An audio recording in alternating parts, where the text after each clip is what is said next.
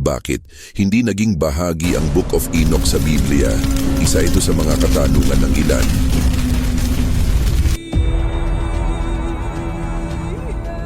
Narito ang mga dapat mong malaman ayon sa mga taong nagkalat o nagbigay ng impormasyon tungkol sa aklat ni Enoch ay maaaring tawaging mga iskolar, historiador, teologo o mga mananaliksik ng Biblia. Sa mga di pa nakakabatid, panoorin mo to para maunawaan ang bawat pangyayari. Ang aklat ni Enoch ay isang sinaunang tekstong Hudyo na iniuugnay sa kanya. Si Enoch ay lolo sa tuhod ni Noah. Isinulat ito sa pagitan ng 300 bago ng Kristo at 100 taong pagkatapos ni Kristo at itinuturing na pseudepigraphal, ibig sabihin malamang na ito'y hindi isinulat mismo ni Enoch.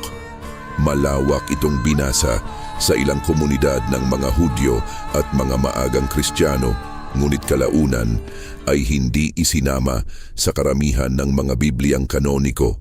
Maliban sa Ethiopian Orthodox Church na itinuturing pa rin itong banal na kasulatan. Mga pangunahing tema at nilalaman ng aklat ni Enoch ay binubuo ng 5 bahagi. Una, mga tagapagbantay. Isinasalaysay ang kwento ng mga bumagsak na anghel na bumaba sa mundo, nagturo ng ipinagbabawal na kaalaman at nag-anak ng mga Nephilim. Ito ay mga higanting nilalang. Ayon sa aklat ni Enoch, ang mga Nephilim ay mga higanteng isinilang mula sa pagsasama ng mga nahulog na anghel na tinatawag na mga tagamasid at mga babaeng tao.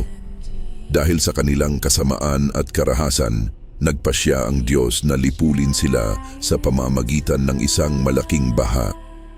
Bagaman ang kanilang mga pisikal na katawan ay nawala sa baha, ang kanilang mga espiritu ay nanatiling gumagala bilang mga masasamang puwersa o demonyo sa mundo. Pangalawa, mga talinghaga. Ipinapakilala ang anak ng tao, isang mesyanikong figura.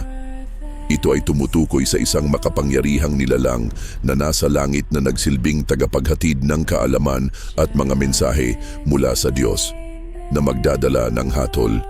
Pangatlo, ang astronomiya ay ang banal na kaalaman tungkol sa galaw ng araw, buwan at bituin. Ang anghel na si Uriel, itinuro kay Enoch ang bahagi ng tamang pagsunod sa Diyos, ngunit may babala laban sa maling paggamit ng kaalamang ito, tulad ng itinuro ng masasamang anghel. Ipinaliliwanag na ang sinaunang kosmolohiya at ang paggalaw ng mga katawan sa kalangitan. Pang-apat, mga panaginip at pangitain. Naglalaman ng mga simbolikong panaginip tungkol sa kasaysayan at hinaharap ng sangkatauhan. Panglima, ang sulat ni Enoch. Ito ay hinihikayat ang matuwid na pamumuhay at nagbibigay ng babala tungkol sa paghuhukom ng Diyos. Ang makasaysayang impluensya at pagtanggi na tuklasan sa Dead Sea Scrolls na nagpapakita ng kahalagahan nito sa sinaunang panahon. Sinipi sa Judas unang libro, Kabanata 14 hanggang 15 na nagpapahiwatig ng paggamit nito sa ilang Kristiyanong komunidad. Tinanggihan ng mga pinuno ng Hudyo at karamihan sa mga tradisyong Kristiyano dahil sa apokaliptikong nilalaman, kakaibang pananaw tungkol sa mga anghel at hindi tiyak na autorisado ng may akda.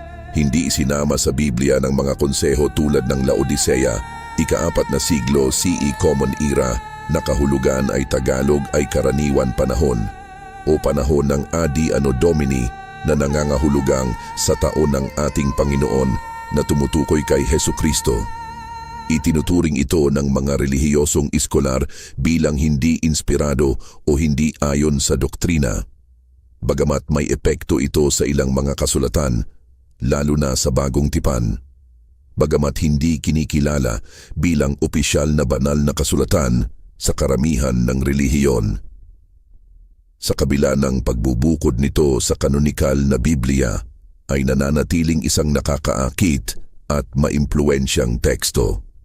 Ang komplikadong kasaysayan nito, maraming aspektong nilalaman at patuloy na presensya sa ilang mga tradisyon at ginagawa itong isang mahalagang mapagkukunan ng pag-unawa at pag-unlad ng pag-iisip ng mga Hudyo at Kristiyano. Ang aklat ni Enoch ay patuloy na pinag-aaralan para sa mga kaalaman tungkol sa mistikong Hudaismo, angelolohiya, pag-aaral sa mga anghel, at eskatolohiya, mga paniniwala tungkol sa katapusan ng mundo. Ito ay nagtatapos sa mga babala tungkol sa darating na paghuhukom ng Diyos laban sa mga makasalanan at sa mga hindi kumikilala sa Kanya. Binibigyang diin nito ang kahalagahan ng pamumuhay ng matuwid at ang mga gantimpalang naghihintay sa mga sumusunod sa kalooban ng Diyos. Batay sa Genesis 5:24, si Enoch ay lumakad na kasama ng Diyos at siya ay nawala sapagkat kinuha siya ng Diyos.